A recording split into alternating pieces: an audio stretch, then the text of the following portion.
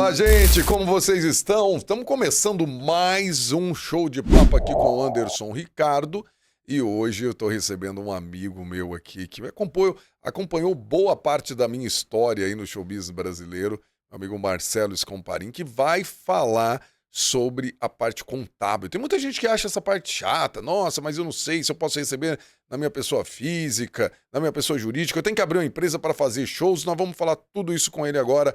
Marcelo, muito bem-vindo e muito obrigado por ter aceito o meu convite para vir aqui dar uma aula e ensinar a galera sobre essa parte contábil que é tão confusa, né? Cara, obrigado. É um conteúdo muito bacana. Mas antes disso, Anderson, eu acho que é legal eu falar aqui um dado. A gente se conhece desde 2009, agosto de 2009, talvez uns dias antes do seu aniversário, que é dia 24 de agosto. Você lembra disso? Deve estar fazendo aniversário agora já. Então pertinho. você vai fazer mais alguns dias aí, você está completando mais uma primavera, né? E antecipadamente já te desejo parabéns pela sua idade nova e também pela iniciativa, cara, que eu acho que de trazer pessoas aqui para falar para esse mundo do show business, do entretenimento, que eu acho que está tão em alta, né? Principalmente pós-pandemia, a gente tem ali uma demanda reprimida. E, assim, realmente, a contabilidade, ela não é um assunto dos mais legais. Eu sempre brinco, né, que meu sonho era ser cantor, mas a droga não deixou, quer dizer, a droga da minha voz, né? Então, hoje atendo vários artistas do Brasil todo e cada um tem a sua particularidade. Mas a contabilidade pode sim ser um parceiro estratégico do empresário, do artista. E é isso que a gente vai falar aqui hoje. Vamos tratar a contabilidade da maneira legal. Legal que eu falo no sentido leve, né?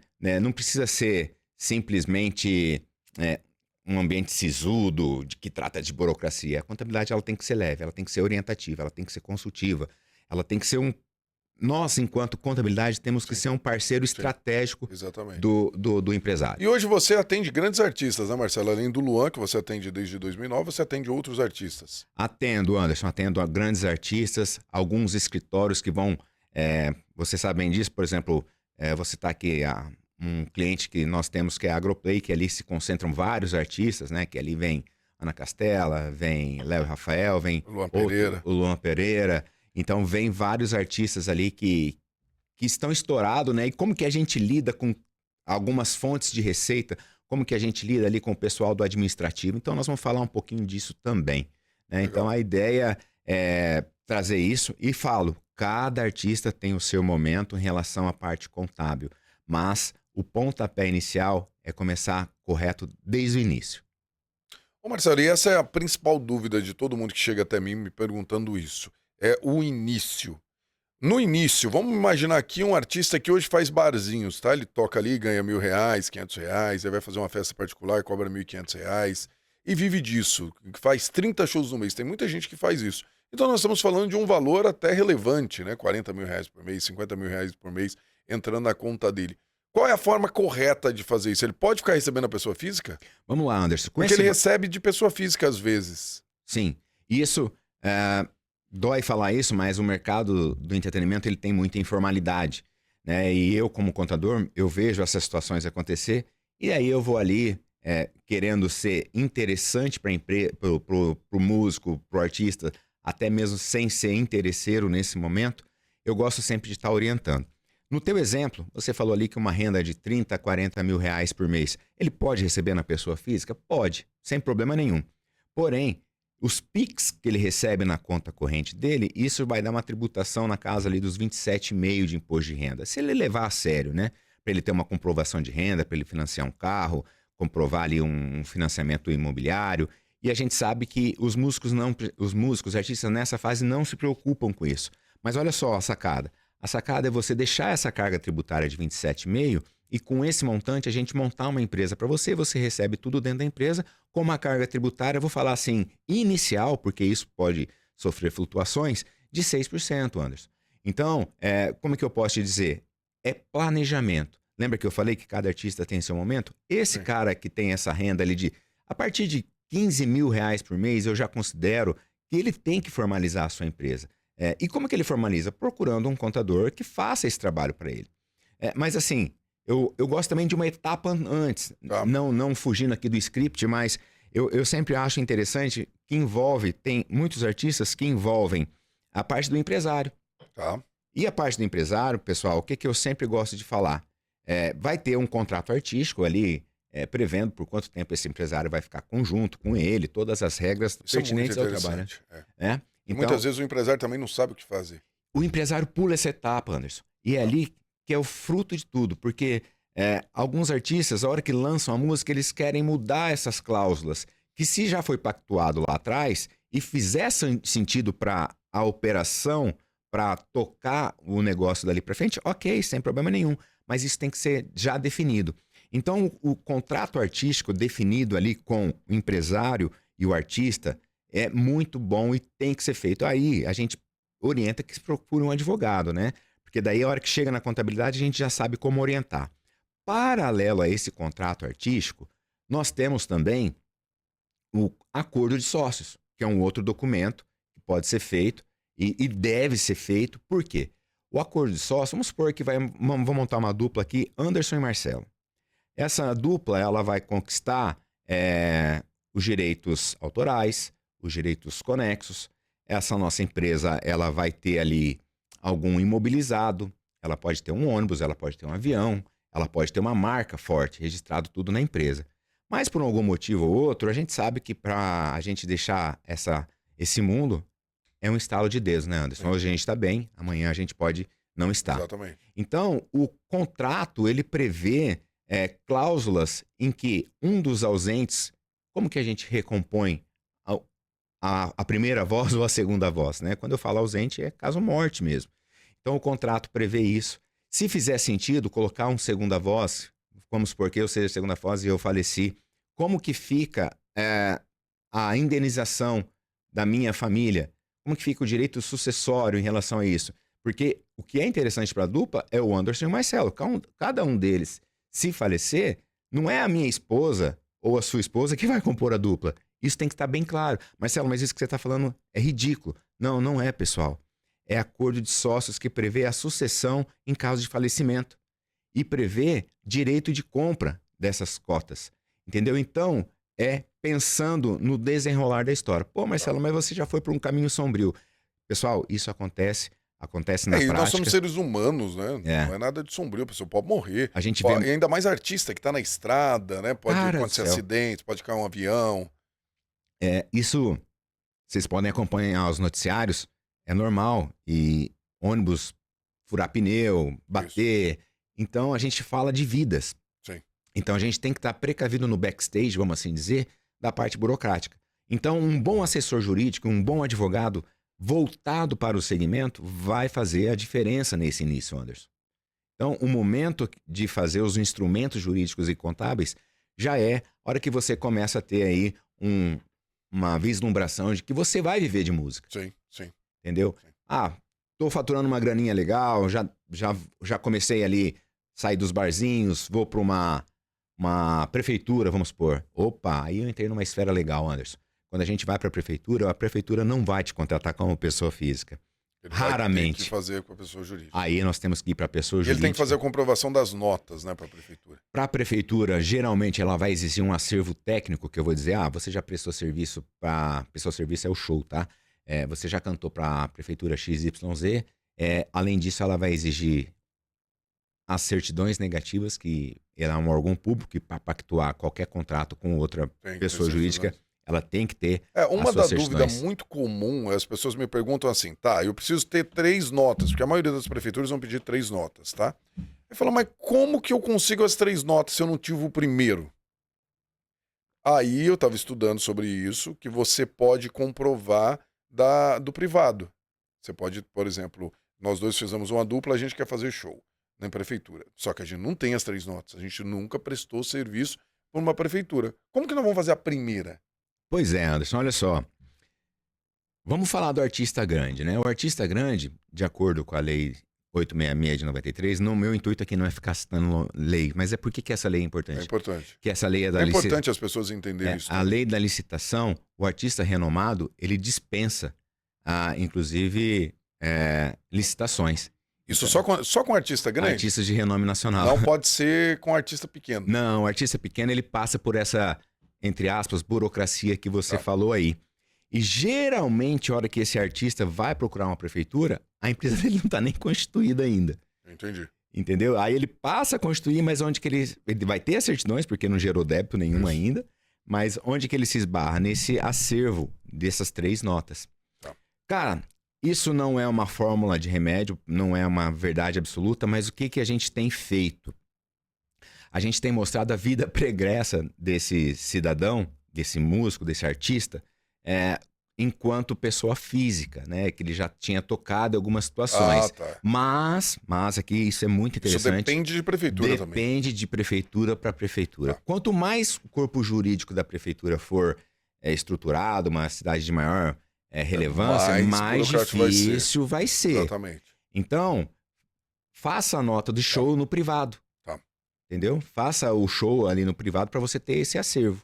Tá. Entendeu? Então pode fazer. Existe essa possibilidade também. Isso que era a dúvida. A pessoa pode fazer, por exemplo, aniversários e tal, tirar nota. Tem que emitir nota. Tem que emitir nota. Tem que emitir, porque ali é a maneira de você comprovar. Ô, Marcelo, além de emitir a nota, Anderson, tem algumas prefeituras exigindo comprovante de pagamento também. Porque às vezes... O cara emite a nota e não recebe o pagamento. Exatamente. Pode acontecer. Ou então ele emite a nota simplesmente por emitir e o show não aconteceu. Sim. Entendeu? Sim. A outra dúvida é o seguinte, vamos imaginar que eu vou falar aqui Anderson e Marcelo ainda de dupla para ficar mais fácil para a gente não usar o nome de uma dupla fictícia. Tranquilo. Quem dera, Nós vai dois... que uma hora a gente vira, né? Uma dupla, a gente pode fazer uma dupla de beach tênis, pode ser. Outra coisa, mas para cantar vai ser mais difícil. Não vai dar certo. Eu ia falar aqui que a gente podia chamar um outro amigo nosso, fazer um trio. Um amigo seu faz tempo aí já. Amigo das antigas. Sei. Já trabalhou junto. Mas isso aí é um assunto para outro podcast. Outro podcast. Mas o que eu ia dizer é o seguinte: vamos imaginar que nós vamos fazer o aniversário do Danilo aqui, tá? Perfeito. E aí o Danilo nos contrata por 10 mil reais. Só que chega lá, e aí eu tiro a nota de 10 mil pra ele, tudo certinho, vai você fazer o show lá. Só que lá, cara, as pessoas lá são muito, muito boas, gostaram do nosso show e tal, elas são muito generosas. E aí pede o nosso Pix, a gente coloca lá, e tem lá 50 convidados, e cada um lá dá um dinheiro pra gente, e a gente levanta mais 5 mil. Pra fazer um extra lá. Fica mais aqui 2 horas e tal, porque ontem, na aula, um dos empresários lá disse que teve um artista dele que foi ficando. Os convidados foi pagando a mais, o cara fez 16 horas de show. Caramba. E levantou 35 mil reais a mais. Do que o cachê pactuado, no caso só aqui de do Danilo. Pix. Isso. Entendi. Aí, no caso aqui, vamos imaginar que a gente fique lá mais 5 horas cantando e a gente levanta mais 5 mil. Fomos por 10 e recebemos mais 5 de Pix. Eu preciso declarar todos esses Pix, porque eu recebi Pix de 20 reais, de 50 reais, de 100 reais. Você recebeu na pessoa física ou na jurídica? Vamos pensar os dois cenários. Vamos pensar primeiro então, na pessoa lá. física. Sim, cara, nós temos que declarar. Se a gente quiser ter uma Qualquer conta... Pix cair na sua conta, você tem que declarar. Exatamente. E a gente, por exemplo... Mesmo que seja doação, porque foi uma doação. A doação, eu vou entrar numa outra esfera. Então, mas nós prolongamos o cachê que de 10... que a gente continuou prestando serviço, né? Isso, a gente continuou prestando Então, mas serviço. você viu que é uma linha muito tênue. Porque a gente poderia ter parado, porque eu não sei exatamente a hora que eu recebi. Porque se eu fiz o show e no outro dia o cara lembra e fala, pô, bicho, o Marcelo Anderson fez uma entrega maravilhosa que eu vou doar pra ele mais 3 mil reais. Então vamos lá. Vamos falar primeiro, vamos dividir em 2 etapas. Nós recebemos aqui, o Danilo contratou a gente foi lá e cantou na festa de aniversário do filho dele, show de bola. 10 pila, emitimos a nota, recebemos na conta. Tá. Lá a gente prolongou, entrou na nossa conta enquanto pessoa física, vamos falar jurídica nesse momento, enquanto pessoa jurídica entrou mais 25 mil.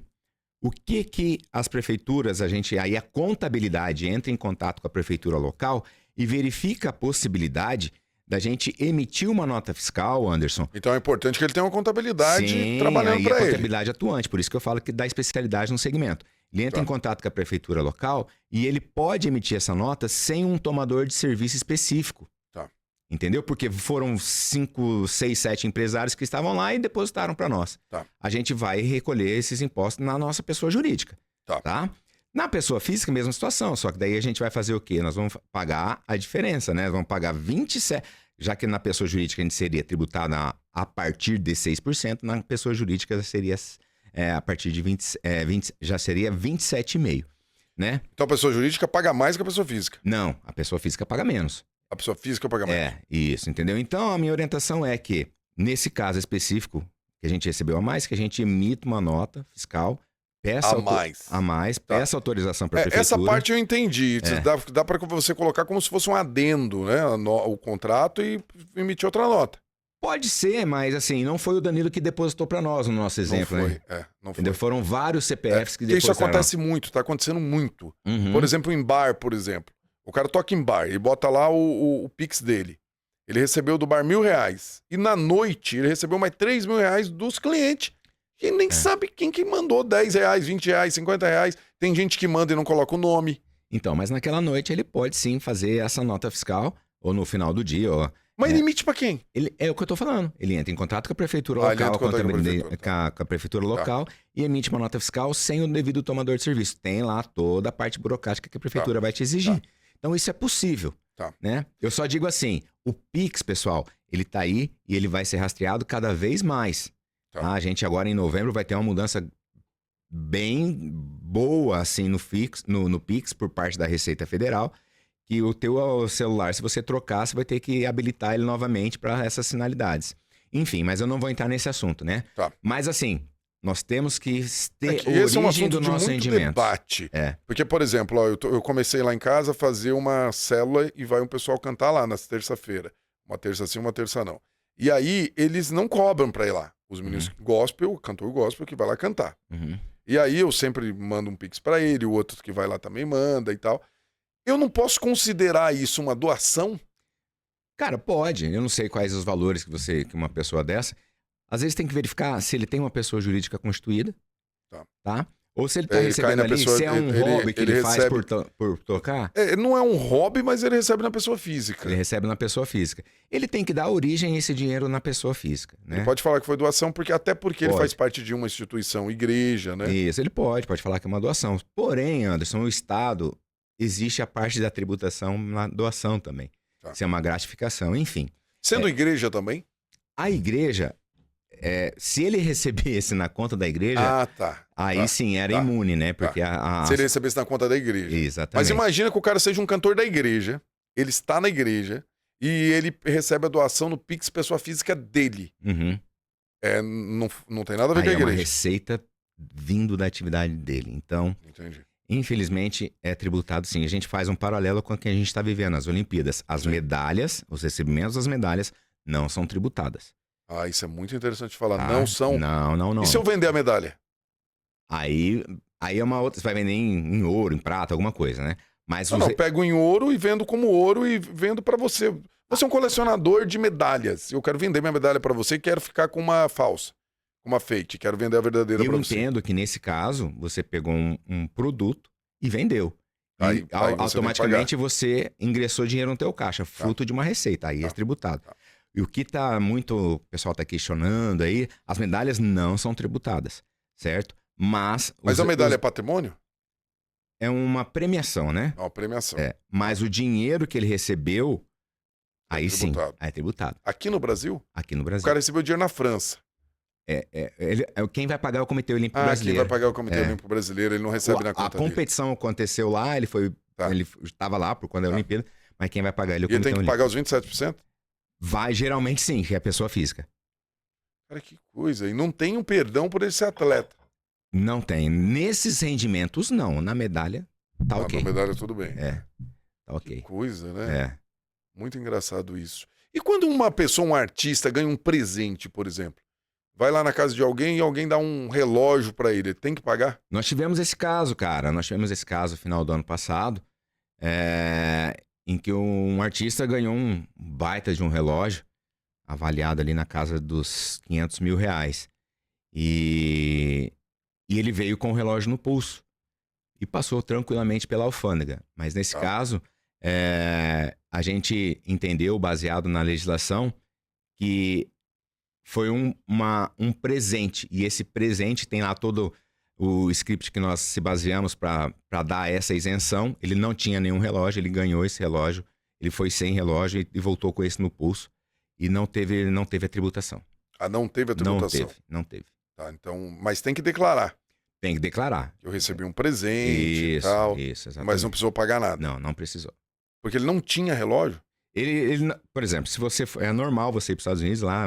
Imagina que eu vou com o meu relógio aqui. Só que eu ganho outro lá. De alguém. De um amigo meu resolveu me dar um relógio. E volto com esse. Exatamente. Eu tenho que pagar. Aí seria o caso. Vamos falar assim, você poderia dar o seu relógio para alguém, vir com ele no pulso e colocar. Porque teoricamente só posso um. Exatamente. Pô, posso colocar na bolsa. Mas aí passa pelo raio-x, né? Não, mas tudo bem, mas eu não posso ter mais de um relógio? Eu posso ter viajado com 3 relógios? Então, aí a gente precisa dar uma olhadinha de perto. Eu não me lembro, sinceramente, como que a gente interpretou isso. Mas naquele caso, foi uma bonificação, foi um presente e a gente entendeu não que não precisou pagar. Entendi. E quando é outra coisa aqui, vamos pensar aqui no Brasil, porque eu já vi, tá? Artista ganhando boi, que valia muito dinheiro e tal. É a mesma coisa? Aqui no Brasil? É. Olha, eu acredito que se ele ganhar um boi... Um cavalo... Vamos lá. Aí é uma doação. Tá. Essa doação... Tá. No caso do relógio aí, não entrou como doação porque foi um presente. Foi um presente. Mas porque foi fora do país. Não, foi um presente realmente, né? Não, mas o boi pode ser um presente também. Pode, mas assim, se a gente falar, tem que ver como que a pessoa lá na origem vai tirar isso do patrimônio dela. Ah, entendi. Se ela falar assim, ó, por exemplo, eu sou produtor rural, vou te dar um boi. Tá. Então, eu vou fazer uma nota fiscal de doação, porque eu preciso baixar meu estoque. Tá. Ou eu vou fazer uma nota de bonificação. Né? Se for doação... Então, depende muito do que a ponta de lá vai fazer. Exatamente. Entendi. Sempre tem que casar essas muito informações. interessante esse papo aqui, Marcelo, porque tem muita gente que tem muita dúvida sobre tudo, cara. Porque eu já vi artistas pequenos que chegaram num lugar pra cantar e aí o cara não tinha dinheiro, deu carro, por exemplo. Eu, no começo da minha carreira de empresário, eu vi gente dando moto, bicicleta. Mas assim, aí já é diferente. Tá. Pra você ver como que é. Porque é pra pagar uma conta, né? Você fazer um show e receber um meio diferente que não é o dinheiro e receber o carro, isso a gente chama de dação em pagamento. Tá. Então, o carro foi objeto de pagamento, mas o meu cachê, vamos supor, era 100 mil reais, eu recebi um carro de 100 mil reais. Eu não vou deixar de tributar o meu show por 100 mil reais. O meio de pagamento é que foi diferente. O meio de pagamento, ao invés de ser em dinheiro, pecúnia, que a gente fala, foi o carro. Entendi. Entendeu? Então, só mudou a forma de pagar ali, exatamente. Né? Foi pro escambo. Então, por isso que é legal, e isso a contabilidade é muito rigorosa em relação a isso. Por quê? A gente sempre tem que entender as duas pontas. Tá.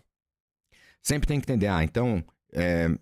E também, geralmente, o país, tá? Às vezes, o Brasil tem acordo com alguns países, tem países de acordo de não tributação ou então de compensação. Isso a gente tem que estudar muito isso antes até mesmo de dar um parecer sobre, entendeu? Entendi. E entender as duas pontas. Tem contrato? Não tem? Né? Então, a gente tem que estar atento a esse movimento. Então, isso é uma dica muito importante para as pessoas que estão nos assistindo, que são artistas, que tem escritório de artista, que tem que fazer isso tudo dentro da lei, né? Perfeito. Porque foi o que você falou no começo da nossa conversa. A música, ela ficou informal por muitos anos. E era uma coisa também que tanto a Receita Federal quanto a parte do governo, ela ficou muito tempo também sem olhar para esse mercado, porque era uma coisa informal. Uhum. Só que depois, 15, 20 anos depois, que é o que nós estamos hoje, já teve muitos holofotes, até porque teve uma questão política também envolvida, muitos artistas quiseram ir para a política, foram e puxaram o holofote para eles. Então hoje é muito importante que os artistas, desde o pequeno até o grande, entenda que tem que fazer as coisas, porque pode dar um problema, uma multa e acabar com a carreira da pessoa, né? Cara, é isso mesmo, Anderson. Vamos lá, eu acho que faz muito sentido eu trazer aqui o PERSE. Tá. O que é o PERSE? Programa Emergencial de Retomada do Setor de Eventos. Ele foi criado ali para o setor de eventos, congressos, feiras, né, buffets, entretenimento, enfim. Tem lá classes que eles foram criados. Eles foram criados durante a pandemia. Tá. Tá funcionando até hoje? Vou explicar aqui. Tá. Então, a pandemia veio ali em março de 20, abril de 20, se eu não me engano, 16 de março, acho que foi um dia que ficou marcado para mim. E em março de 21, o governo falou assim, ó, quem tem essas atividades aqui, é um rol de atividades bem taxativo, pode ser optante pelo PERSE. O que é o PERSE? Ele te dá a isenção de tributos federais. Tá. PIS, COFINS, Imposto de Renda e Contribuição. Aí o que acontece, Anderson? Esse benefício... Só federal, os municipais, estaduais... Os municipais continuam pagando. Isso, bem lembrado. Então, o que acontece? Esse benefício, com a troca de governo, ele quase foi perdido. Aí a classe, isso que é bacana, a gente está trabalhando aqui, a classe mobilizou muito forte, a ABRAP, né, que é a Associação Brasileira aí, dos Produtores de Eventos, e foi uma mobilização muito bacana. Então, aí veio algumas reformulações que passaram a vigorar agora, se eu não me engano, a partir do mês 3 de 2024. Então, o que simplesmente pela atividade você era o beneficiário do PERSE, surgiu muita empresa reclassificando a sua atividade para aderir ao PERSE de maneira ilegal, indevida, né? Aí o governo, atento a isso, falou, não, então vamos lá. A gente tem que ter mecanismos de validar isso. Para então, entender agora a gente, quem é realmente quem não é. Agora, em agosto, se encerrou o prazo para que a gente fizesse para as empresas que teve ali todas as características, data de criação, atividades, né? E que realmente tiveram as suas receitas prejudicadas em função da pandemia, né? Não é assim, são características cumulativas e não isoladas. Ou seja, eu preciso ter os quesitos corretos para eu estar no PERSE. Perfeito. Então o PERSE veio trazer esse movimento, é muito bacana, só que tudo que é bom acaba. O governo agora estipulou um teto de 15 bilhões, né? Seriam ali dos impostos deixados de arrecadar. E como que ele mensura isso? Através das declarações que nós, enquanto contadores, informamos. E também, ou então vai se acabar em março de 2027. Né? O que chegar primeiro? Cara, eu acredito que os bilhões chegam primeiro. Porque a galera, foi um motivo até de muita gente sair da informalidade, né? Que tinham empresas ali talvez estocadas, paradas e passaram a ter uma tributação zero. E até é legal comentar sobre isso. Teve um empresário essa semana que nos procurou. Cara, mas e o que vai acontecer depois do PERSE? Olha só, vamos falar que a gente não tivesse o PERSE, porque isso influencia no planejamento, tá, Anderson? É diretamente dinheiro no bolso do artista, do empresário. O que vai acontecer se a gente não tivesse o PERSE? Então, hoje a gente teria uma carga tributária, vou falar aqui de dois cenários. Uma pela empresa seria a partir de 6%, eu sempre falo a partir, porque isso pode se elevar e chegar a 15,5% no Simples Nacional, ou então uma carga tributária no lucro presumido de 14,33%. Perfeito? Então, no pior cenário, a gente teria isso hoje, se o PERSE não for revogado, né? Mas também tem a questão da reforma tributária, cara, que a gente vai viver um período de transição no ano que vem. Então, o que a gente espera de uma reforma? Que ela venha, igual você vai fazer uma reforma aqui no teu estúdio. Vai ficar bem melhor, vai ficar assim, assado, vou colocar um equipamento de primeira, uma luz que eu comprei que não é essas tradicionais, enfim. Então, LED e tal. Enfim, você espera o quê? Uma melhoria. Sim. De fato, a reforma, eu vejo que ela vai simplificar o entendimento, mas ela não vai te dar redução de carga tributária, irmão. Ela não vai. Não vai dar. Existe um teto, né, da reforma tributária para fins de serviços, porém agora vai ser escalonado em relação às atividades. Ou seja, é uma incógnita ainda. Então, o que eu falo? Esse é o poder de uma contabilidade. Eu falo que é um papo chato, porque falar desses percentuais não é legal, né?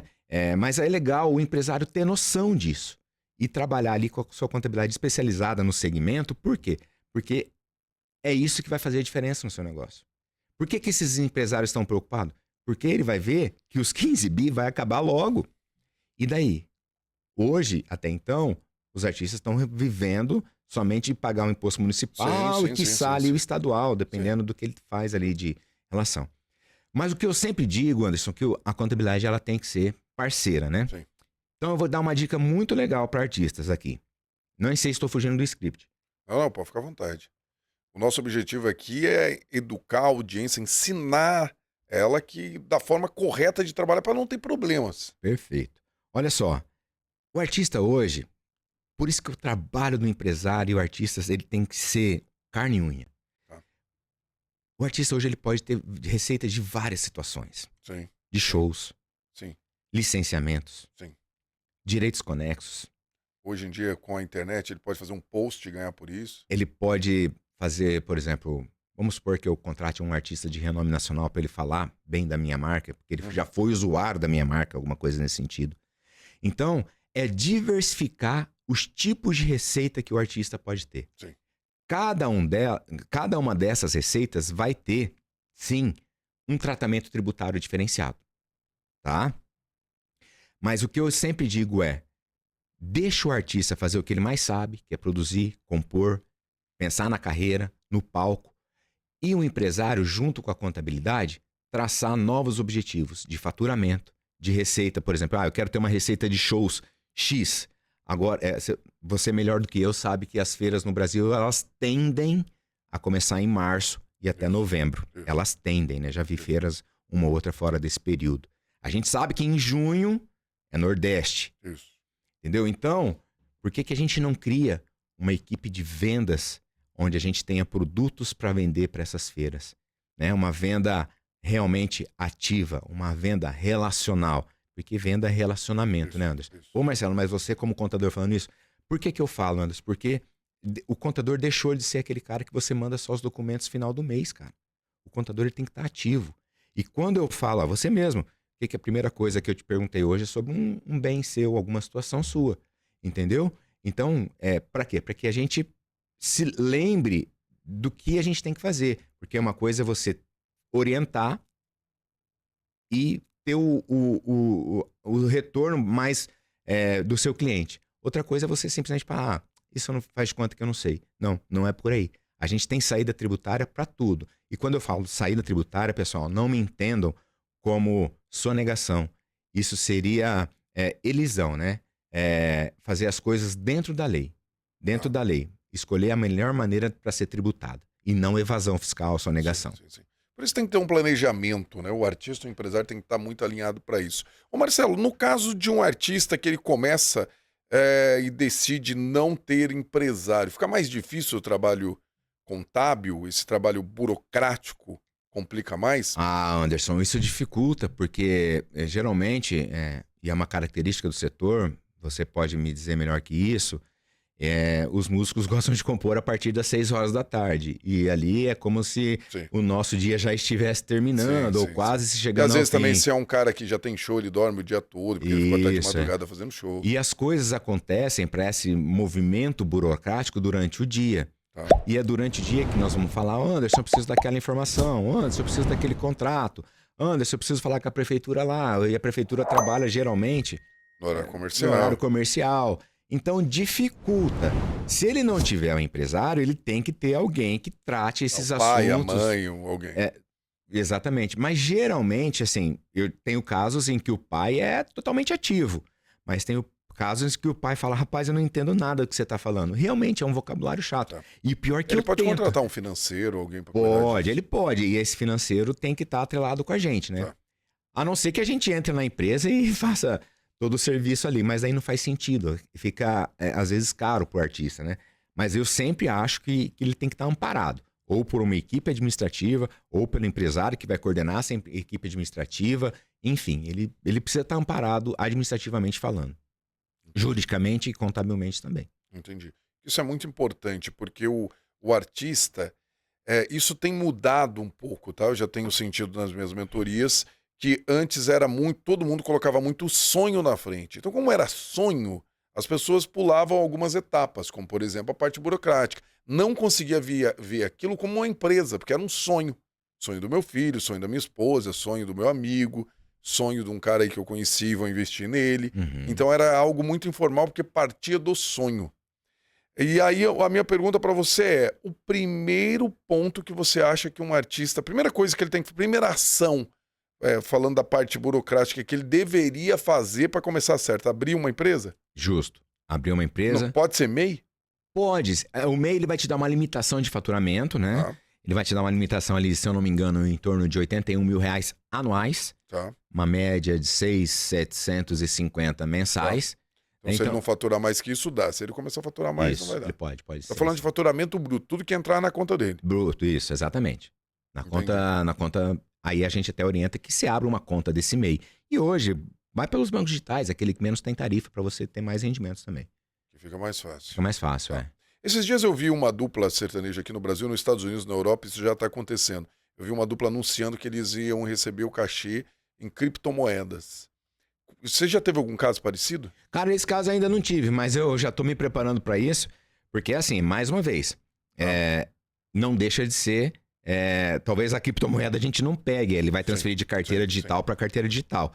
Então, a criptomoeda, naquele momento daquela transação, ela vai ter um valor. E aquele valor que vai servir de base para nossa tributação. Mas a base não vai ser o valor do contrato da moeda corrente? Por exemplo, eu vou vender um cachê a 100 mil e o cara quer me pagar em Bitcoin. Uhum. Eu vou receber em Bitcoin o valor equivalente a 100 mil. Como se fosse um câmbio. Exatamente. Como se eu fosse receber em dólar, mas em real aqui no Brasil. Ele vai te pagar 100 mil reais em bitcoins. Isso. Correto. Mais uma vez, só mudou a forma de pagamento, mas você recebeu. Então, o seu cachê vai ser tributado normalmente. Entendi. Quer dizer, se você estiver no PERSE e for hoje, você vai ter a isenção ali dos tributos federais. O artista também tem o PERSE? Não é só o promotor de eventos, não? Não, são várias situações. É o artista, é o produtor de evento. O escritório do artista pode estar no PERSE. O escritório do artista pode estar no PERSE. Porque ele mexe com eventos. Exatamente. E, teoricamente, lembrando dos requisitos. Data, atividade, ter o faturamento prejudicado, entendeu? Naquela época. Se o cara abrir uma empresa agora, ele não vai entrar no PERSE. Agora ele tá fora. Agora... Tem que ter uma empresa lá de trás que passou pela pandemia e teve problemas faturamento prejudicado. Exatamente. Entendi. E como é que comprova que ele teve o faturamento prejudicado? E se ele teve outros tipos de faturamento, como por exemplo as lives, que teve muita gente ganhando dinheiro com live? Mas não deixou de ser um show, né, Anderson? Então... Mas imagina que eu fosse um artista aqui, vamos pegar aqui um artista grande. Vamos citar nomes dos boi aqui. Vamos pensar o Gustavo Lima, tá? O Gustavo Lima tinha um faturamento lá de 20 milhões. Certo. Tudo que a gente tá falando aqui é inventado aqui. Estamos criando uma história. Aí o Gustavo Lima veio e começou a fazer lives. Uhum. E ele começou a ter esses mesmos 20 milhões. Vamos imaginar, tudo imaginário aqui. Que ele também teve patrocínios e tal durante esse período e teve os 20 milhões. Ele pode entrar no PERSE? A empresa dele, eu creio, que já foi constituída lá atrás. Sim, imaginar que sim. Beleza. Mas ele não teve ele teve o faturamento dele com problemas aqui por causa da pandemia nos shows, mas ele criou uma nova fonte de receita. Mas a atividade dele continua sendo shows. Então a atividade shows é que foi prejudicada. Exatamente. Entendi. Então posso ter feito outras coisas, a empresa ter entrado outro faturamento que ele vai contar como o shows foi prejudicado. Exatamente. Que a live não é considerado show. A live é considerada um show. E a receita daquela live, se já for ali no período do PERSE, com certeza ela não vai pagar, não precisa pagar imposto. Agora tem a receita de patrocínios. A receita de patrocínios... Não, eu tô dizendo que o principal ponto para entrar no PERSE, o cara tem que provar que que a pandemia prejudicou o faturamento dele. Certo. Só que eu não tive, eu tive prejudicado de shows, mas na mesma hora eu inventei as lives. Ah, tá. Comecei a fazer a live e tive o mesmo faturamento. Ah, entendi o que você quis dizer. Aí o que fala o projeto? Então, O que o PERSE diz? Eu tenho que dar dinheiro para aquele cara ou não? Nesse caso, assim, teve artista que ele teve sim, aí vou pela atividade, tá? Atividade shows. Então ele não teve a receita prejudicada, mas ele teve, nesse momento que estava acontecendo as lives, as empresas simplesmente aderiam ao PERSE por conta das atividades e não tributava. A partir de 2024, aí a Receita passou a ter essa comprovação de a receita prejudicada, atividade e data da criação da empresa. Entendi. Então, eu entendo que, nesse caso, essa live ela não é devido o tributo federal. Outra coisa que muita gente tem curiosidade, vamos pensar agora numa empresa que produz shows, tá? Ela fez um show hoje do Henrique e Juliano lá em Maringá e deu 500 mil reais de lucro. Hoje, tá? Certo. Só que na semana seguinte ele fez um show do Jorge Mateus em Londrina e o evento não foi bom, choveu no dia e tal. Ele teve os mesmos 500 mil de prejuízo. Tá, olha só. É descontável o prejuízo? Vamos lá.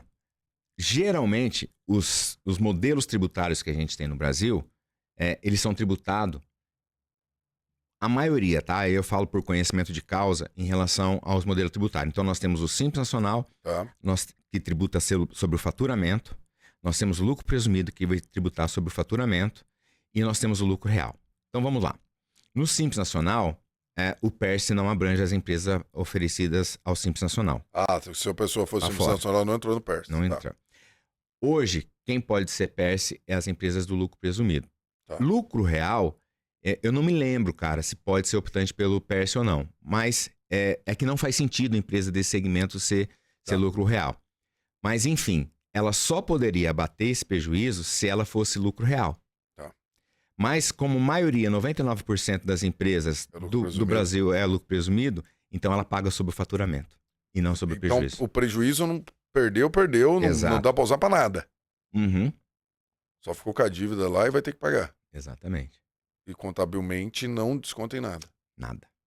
Entendi. É muito diferente dos Estados Unidos, né? Porque os Estados Unidos, ele vê o que você ganhou versus seu prejuízo, o que sobrou você paga.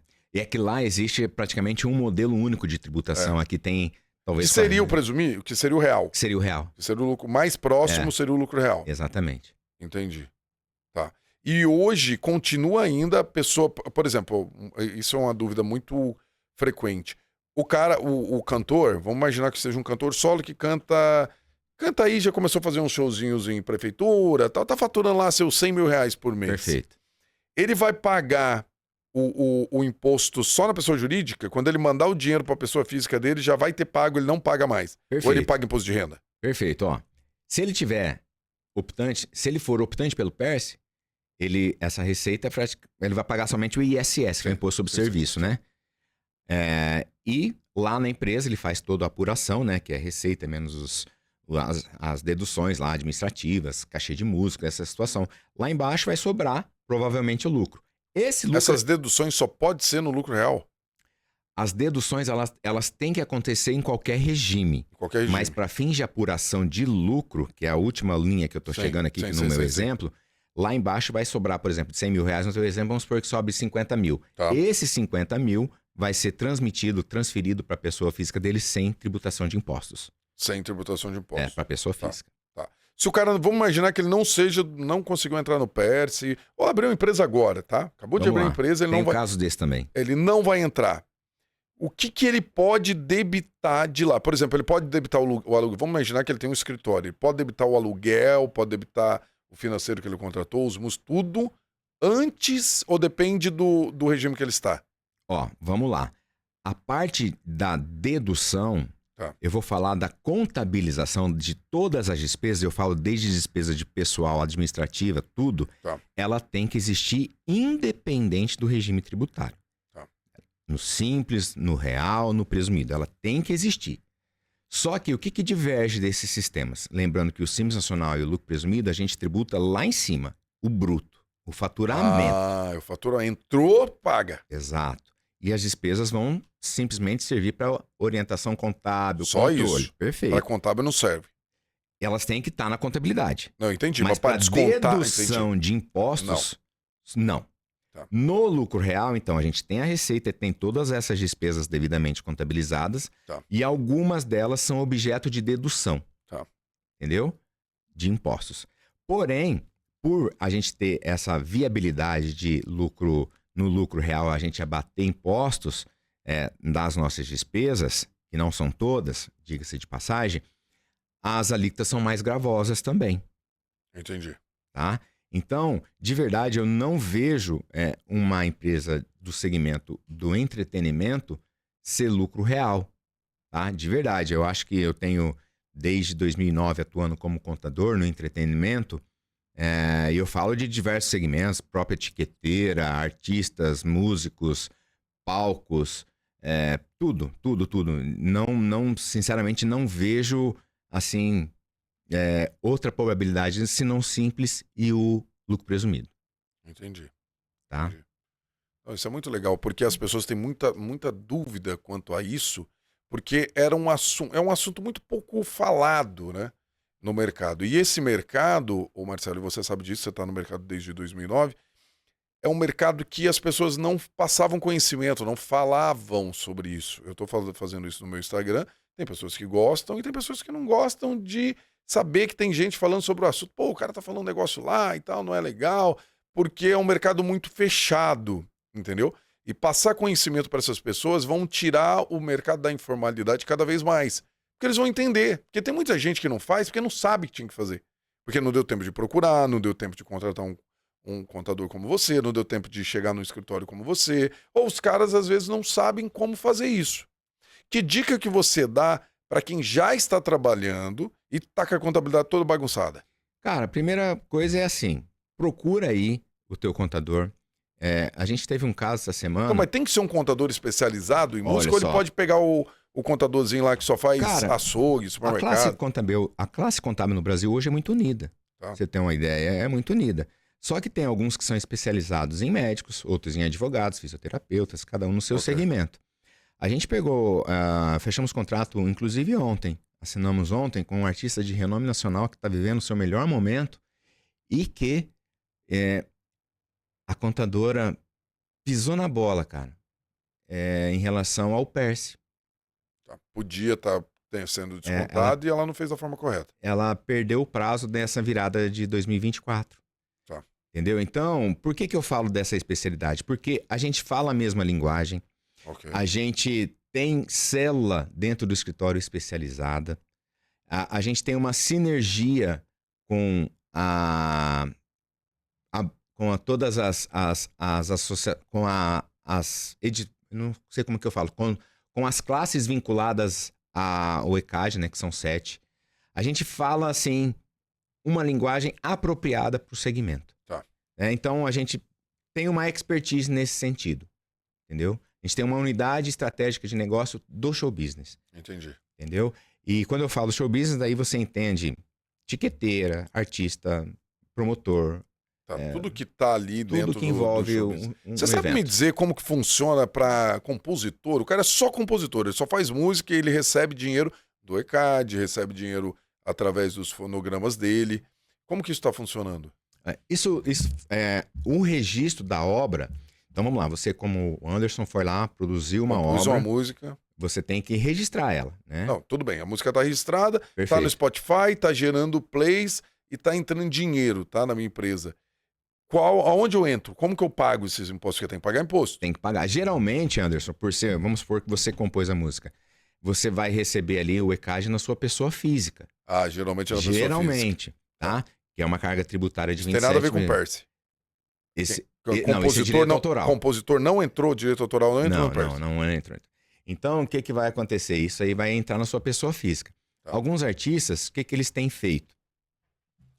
Buscando o regime tributário, né? Uma redução da carga tributária ideal. Acho que essa é a palavra. Eles têm feito a cessão desses direitos, ao invés de receber na pessoa física, receber na jurídica. Ok. A UBC, a Abramos, Socimpro tem aceitado legal isso. Então a gente tem trabalhado bacana. Artista grande, quando ele vai receber um adiantamento de fonograma, porque tá na moda agora. Boa. Venda de catálogos, alguns entregáveis, né? Tem muitos fundos de investimento comprando e tal. Vamos pegar um artista grande aqui. Se ele vender hoje o catálogo dele, aonde vai entrar esse faturamento? Na mesma empresa que recebe shows? Exatamente. Mas em outro... Cara, depende, porque às vezes esse catálogo tá dentro de uma editora. Tá? Tem que dar uma olhadinha nisso. E mais um detalhe. Lembra que eu sempre falei que a gente tem que analisar documentos? Da editora do artista.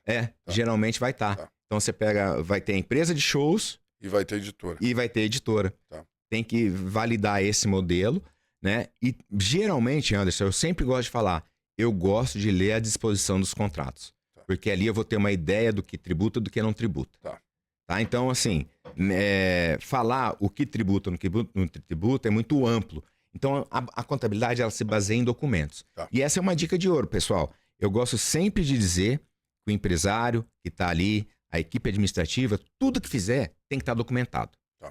Tudo. Guardadinho, acervo.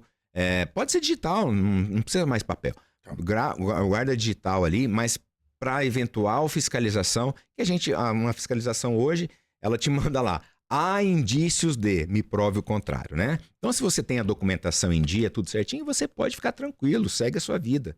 Porque eles falam que tem um problema, você que vai provar o contrário. Geralmente, hoje Cara, olha, faz muito tempo que eu não vejo uma fiscalização in loco, né? Então, eles vão falar assim, ó, há indícios de cruzamentos de informações, você tem um tempo para me provar. Agora, se você encontrar um erro antes, é melhor que você faça uma denúncia espontânea, porque daí não está isento ele de algumas penalidades, mais do que você esperar uma fiscalização vir. Né? Então, assim, a Receita está muito com esse olhar. A nossa Receita, Anderson, é a melhor do mundo, cara. A gente pode não ter uma saída de primeira, né? A gente não pode não ter um transporte de primeira, mas a nossa Receita, ela é de primeira, ela é modelo para outros países. Sim. De tanto tecnologia. Eu estive nos Estados Unidos fazendo um estudo para levar alguns clientes de outros segmentos para lá. E palavra dos contadores de lá, que são brasileiros que moram lá há 20, 30 anos. Vocês aqui, é difícil se adaptar, porque tudo aqui é por correio. Eles colocam as cartinhas no correio. O cheque pelo correio. Eu falei, empresa recebia cheque de $1 milhão pelo correio. Você acha, cara? O cheque. E outra coisa, o Imposto de Renda lá começa em março e você pode estender até outubro. Sim. O Brasil não, é taxativo, é 31 de maio, meu irmão. Se você não apresentar ele 31 de maio, você vai ter problema já. A multa você já tem, com certeza. Entendi. Entendeu? Tá. E na questão, vamos falar agora de uma questão importante também, que pouca gente fala sobre isso, que é a proteção patrimonial. Opa! Porque se o cara é um artista, de repente ele pode sofrer processos, né, de várias naturezas. Chegou tarde num show, alguém caiu no palco, qualquer tipo de coisa. A melhor forma são as holds para proteger? Vamos lá, Anderson. Eu gosto de falar da holding patrimonial como se fosse um carro blindado. Tá. Imagina que você tem um carro blindado, você leva um tiro de 38. Ele suporta. Sim. Imagina que você tem um carro blindado e ele leva um tiro de uma 7,65, eu não sei de armas. Tá. Ele suporta. Uma 9mm. Uma 9mm. Agora vamos supor que você leva... leva... de uso do exército. Agora vamos supor que você tem um carro blindado, ele leva, por azar, aí um canhão. Ele suporta? Ele não suporta. Então, o que eu quero dizer com isso? Que a holding patrimonial, engana-se quem pensa que ela blinda muita coisa. Tá. Ela cria camadas de proteção. Tá. Então, o que a gente sempre orienta? Isso aqui vale muito dinheiro, Anderson, para todo mundo que está escutando a gente. E eu vou explicar bem certinho. A gente sempre orienta que o artista tenha uma empresa de operação na qual ele faz os shows e esteja todo mundo ali registrado, tudo certinho. Tá? Perfeito. Então, a gente sempre orienta que essa empresa seja operacional. Perfeito. Paralelo a isso, eu também gosto que o artista tenha ali uma empresa onde eles recebem seus direitos autorais, direitos conexos. Perfeito? Que seria a editora. Ponto. Paralelo a isso, a gente sempre orienta que o artista tenha sua holding patrimonial. Ok. Que ali está os bens dele. O patrimônio dele, pessoa física. Ah, Marcelo, mas vai estar tudo na minha pessoa física. Olha só, existem camadas, como eu acabei de falar. Então, se acontecer alguma coisa na empresa operacional, que é a empresa dos shows, o que vai acontecer? Eu entendo que essa empresa só vai... A responsabilidade dela, seja civil, tributário, financeiro, o que for, só vai para a pessoa física se a empresa se mostrar insolvente. O que é isso? Se a empresa não pagar. Sim. Entendeu? Como os bens, outros direitos estão em outras empresas, a tendência é que se esgote aqui. Tá. Porque também é interesse do artista honrar com isso. Ele não quer mais esse problema. Tá. Agora, se ele não honrar, no meu exemplo, na empresa operacional, aí sim, ele pode ter problema nas outras. Mas isso decorre muito tempo. Tá. Mas eu sempre oriento, assim, e depois tem outros desdobramentos nas duas empresas que eu criei virtualmente aqui, que é a empresa administradora de bens e também a editora. Então, mas assim, a gente também tem o caráter jurídico, né, que eu gosto de falar. Embora eu não exerça, eu tenho a formação jurídica. Então, trabalhar... Você fez direito.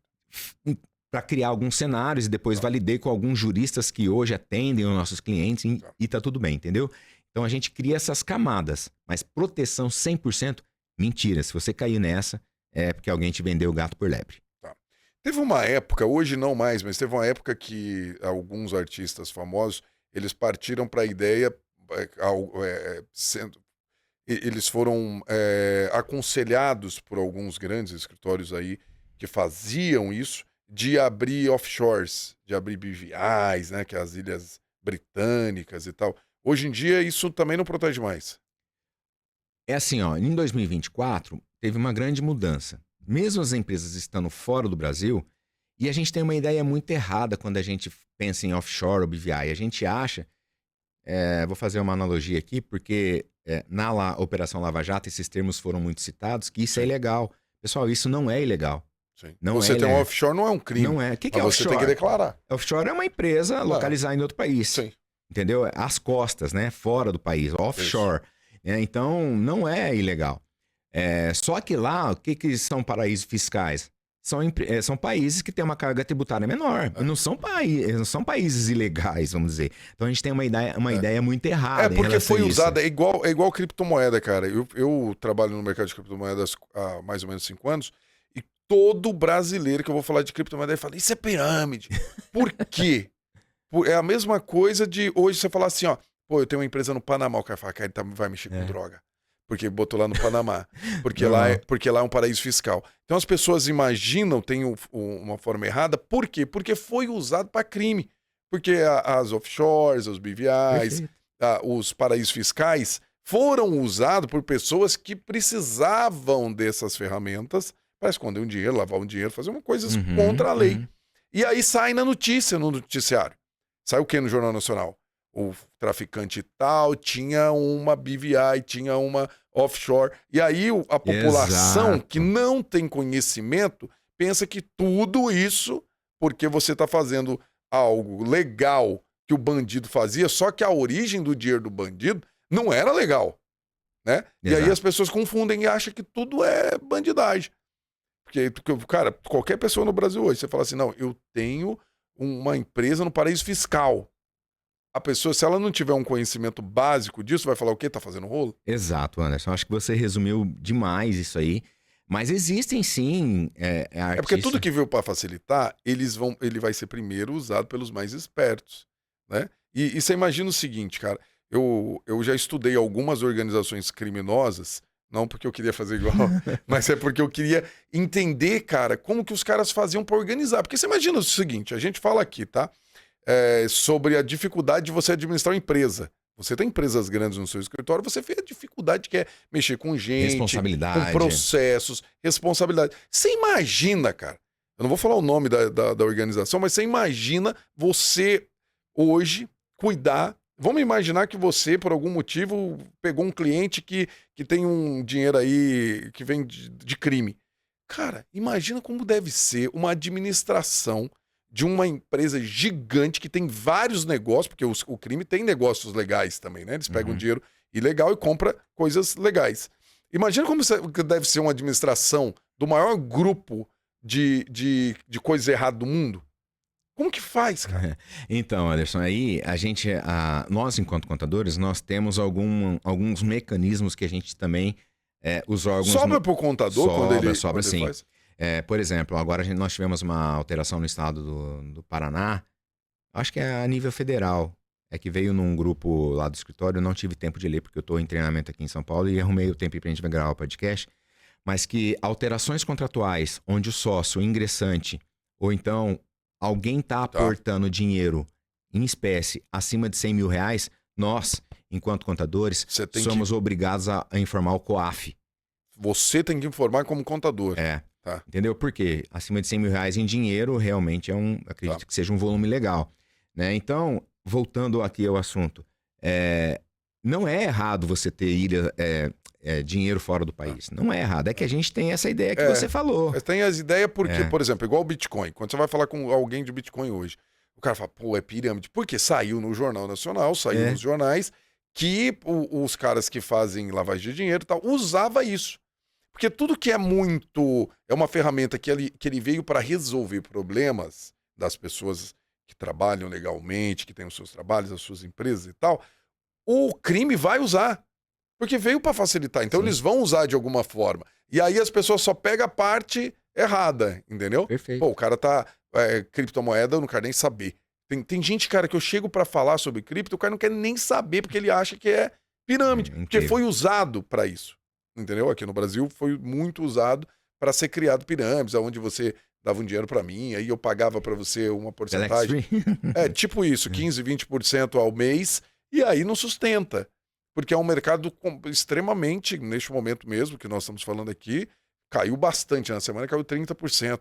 Então você imagina, você tem um negócio que você paga 20%, eu tenho um negócio que eu pagaria para você 20% do lucro. Só que nesse mês eu tive uma baixa de 30% da minha carteira. Como é que eu vou pagar você? Com o dinheiro que está entrando novo. E se esse dinheiro novo não entrar, eu não te pago. E aí vira pirâmide. Exato. E isso aconteceu muito com as criptomoedas. E por isso que o povo acha que tudo que é ligado com cripto mas não tem nada a ver nos Estados Unidos, na Europa e tal. Isso é tratado de uma forma completamente diferente aqui do Brasil. E isso impede com que as pessoas busquem conhecimento. Então, daqui a pouco, as moedas, os criptoativos, o blockchain, que é a tecnologia por trás, vai estar muito forte no mundo todo, e o brasileiro vai ser o último a querer buscar conhecimento nisso, porque ele foi educado de forma errada pelos telejornais e pelos sites de notícias, que é a mesma forma que a gente está falando agora das BVIs e dos paraísos fiscais. Perfeito, esse é o entendimento. Lá existe a tributação. Sim. E a partir de 2024 a gente teve uma mudança significativa aqui no Brasil, em que o brasileiro, mesmo que tenha essas empresas lá, ele e tem que verificar se esse país onde está essa offshore dele, essa empresa localizada no exterior, tem que verificar o acordo. E você não aconselha hoje um artista a fazer um offshore? Claro que eu aconselho. Poxa, tudo depende do momento dele. Vamos supor que esse artista, sei lá, ele está recebendo seus direitos conexos nos Estados Unidos e ele não quer trazer esse dinheiro para cá. Aí ele pode abrir um offshore. Pode abrir lá. Vamos supor que seja um offshore, seja nos Estados Unidos. Tá. Entendeu? Ele quer começar a preparar o futuro dele, que ele cansou do Brasil. Sim. Entendeu? Então... Quer ter uma renda em dólar. Isso, exatamente. Quer guardar aí entra a situação. Ele vai ser cidadão, ele vai residir no Brasil e vai ter uma offshore lá, como que é o tratamento tributário, mas oriento. Cara, hoje nós temos, não só para artistas, para várias empresas, nós temos Delaware, nós temos Neves, nós temos, falando dos Estados Unidos, né? Nós temos Singapura, nós temos Dubai, sim, entendeu? Panamá, Uruguai, entendeu? Então, assim, mas a gente tem que respeitar como que faz a Constituição lá e saber que aqui no Brasil, dependendo do país, tem acordo de não tributação ou de compensação. A gente tem que sempre ver esse viés, né? E fazer a coisa legal. Remessas de dinheiro entre os países, como que funciona? A gente tem que fazer a coisa da maneira legal. Maravilha. Marcelo, muito obrigado. Um papo muito educativo. Eu tenho certeza que vai somar para muita gente. Tenho certeza que nós estamos levando conhecimento para essas pessoas e através disso eles vão procurar mais.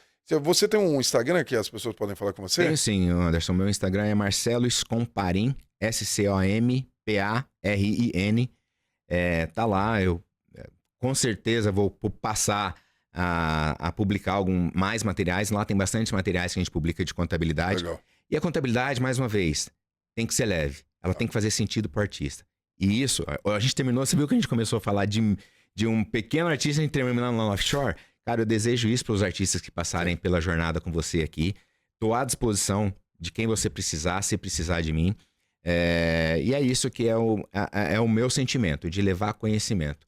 A venda, Anderson, para mim, é coisas que vão acontecer naturalmente. Nesse momento, a gente quer levar conhecimento. Eu não poderia terminar sem falar uma coisa que me perguntam muito, que é o seguinte. Tem muita gente procurando investidor, tá? Muita gente. Legal, cara. E aí, imagina que ele já tem a empresa e que ele receba um investimento.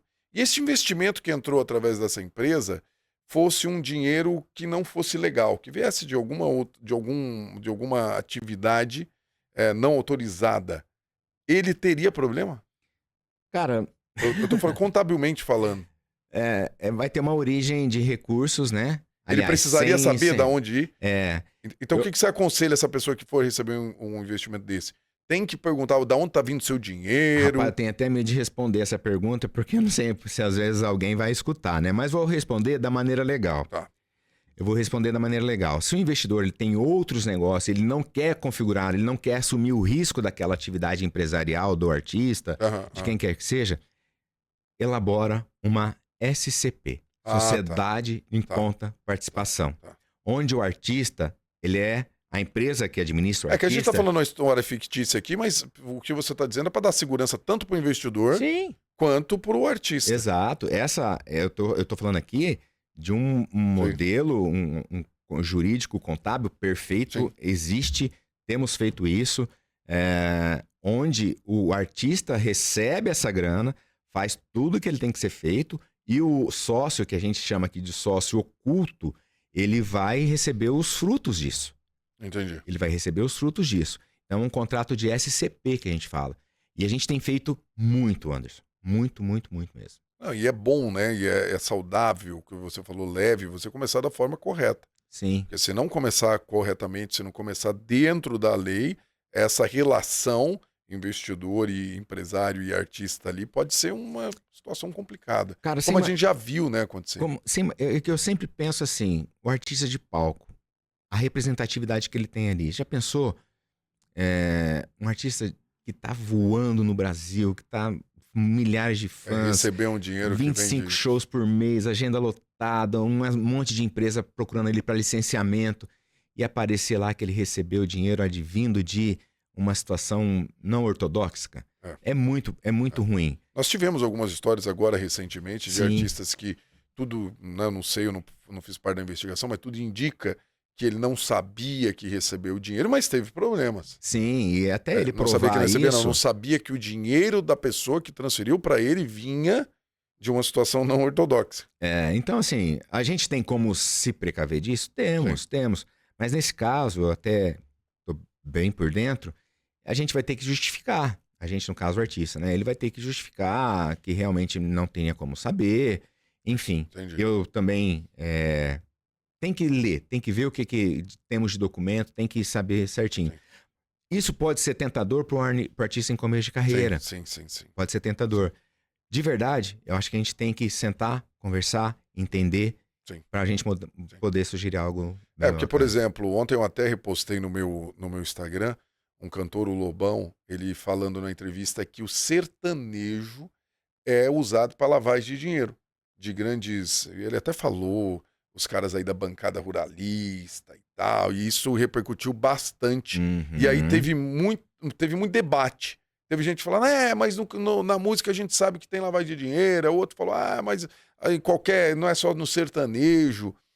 Como que o artista pode criar, junto com o contador, um formato para ele não entrar numa confusão dessa sem saber? Porque se o cara quiser entrar sabendo, ele vai saber que ele está cometendo um crime, e que neste momento ele está fazendo um ato criminoso. Uhum. Mas se ele, sem querer, como que ele evita entrar numa situação dessa de gaiato? Bom, vamos voltar ali à história. Eu, de fato, dos nossos artistas, nenhum, e olha que são bastante, nenhum foi usuário da Lei Rouanet. Tá. Mas ele falou advindo de outras origens. Tudo bem, mas já falei que não... Ele falou sobre lavagem de dinheiro. Tipo assim, um cara ganha dinheiro da política e quer lavar lá, Isso. entendeu? Então, o que eu entendo? Eu vou amadurecer esse bate-papo. Então, nenhum dos nossos artistas veio de Lei Rouanet. Perfeito. O que isso tem a ver? Nada. Mas o que eu gosto de dizer é que existe um compliance... É que não é crime pegar a Lei Rouanet, né? Não é crime se o seu projeto for sustentável. Isso é outra coisa que as pessoas também... Não, perfeito. Que eu vejo as pessoas... o fulano pegou a Lei Rouanet. Gente, não é crime pegar a Lei Rouanet. Pelo contrário, você pode pegar. Isso. Mas tem que ser feito da forma correta. Você não pode pegar o dinheiro para você e não fazer o que está no projeto, que é um evento cultural. E tal. É que eu já escutei isso de outras pessoas, então eu quis trazer à tona, né? No caso do Lobão, acho que ele foi infeliz no comentário dele, Anderson. Porque... Os artistas, só para falar isso da Lei Rouanet, muito artista evita pegar a Lei Rouanet por causa que as pessoas vão meter o pau que está pegando dinheiro do governo. Do governo. Mas olha que interessante, a lei foi criada para isso, para levar cultura, para que pagassem todas as despesas de um evento cultural aonde a comunidade seria beneficiada. Perfeito. Certo? Só que é de novo que nós estamos falando aqui, que a população vai criando algumas coisas na cabeça, como a gente já falou aqui, que BVA e paraíso fiscal, offshore, Bitcoin é coisa de bandido, que não é, né? Já foi usado para isso, mas tem pessoas lá trabalhando com dinheiro honesto. E é a mesma coisa da Lei Rouanet. Tem muita gente que acha que o artista pegou a Lei Rouanet, virou bandido. Então, assim, eu não concordo, né? E se tiver que pegar, que eu gosto de falar porque justamente pelo que você pontuou. Mas você viu o que você fez? Você justificou, para começar a falar da lavagem de dinheiro, você justificou que você não tem nenhum artista, porque o povo mete o pau. Exato. Se você falar que, eu tô fazendo o projeto aqui do Lei Rouanet, vai ter um monte de comentário embaixo, tá roubando dinheiro do povo. É. E que não E é, você a lei sabia foi que criada para isso. Existem escritórios especializados hoje Muito, em captar vários. Lei Rouanet. Mas voltando ao exemplo, o que eu penso Do no Lobão, caso você de lavagem de dinheiro que ele citou aí? Cara, compliance legal. Compliance contábil, melhor dizendo. Compliance. O empresário, geralmente, o artista, se vê muito tentado a pegar essas situações que acontecem. Não vou falar para você que não acontece. Acontece. Como qualquer mercado. Exatamente. Não é só no mercado da música. Não, isso aí acontece desde o do boteco da esquina. Desde que os portugueses chegaram aqui em 1500. Então, assim, eu oriento, assim, se puder evitar, melhor coisa que você faz, né? Que a sua empresa tenha um compliance legal. O que é o compliance? Validação daquilo que está sendo feito. É criar uma estrutura, por exemplo, vai prestar um show. Qual que é o compliance de um show? É a legalidade, né? O checklist. Tá tudo ok com o checklist? Beleza, então vamos pegar o dinheiro. Não tá tudo ok? Putz, cara, aqui não tá legal, não vai ser legal pra minha imagem. Sai fora. Entendeu? É isso. Mas de verdade, eu acho que ele foi infeliz no comentário, que eu de verdade desconheço isso. Acho que faz parte do perfil, Faz né, parte, de cada um, tranquilo. falar o que quiser. E tá tudo bem, temos que respeitar. Tá tudo bem e é isso. É. Marcelo, muito obrigado, tá?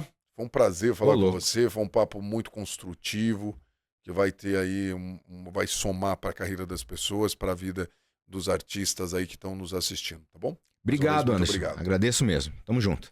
É isso, gente. Então nós vamos terminando aqui mais um show de papo com o Anderson Ricardo. Obrigado por você estar aqui, por estar assistindo e estar aí aprendendo, que eu tenho certeza que vai somar bastante para sua vida. Um grande abraço.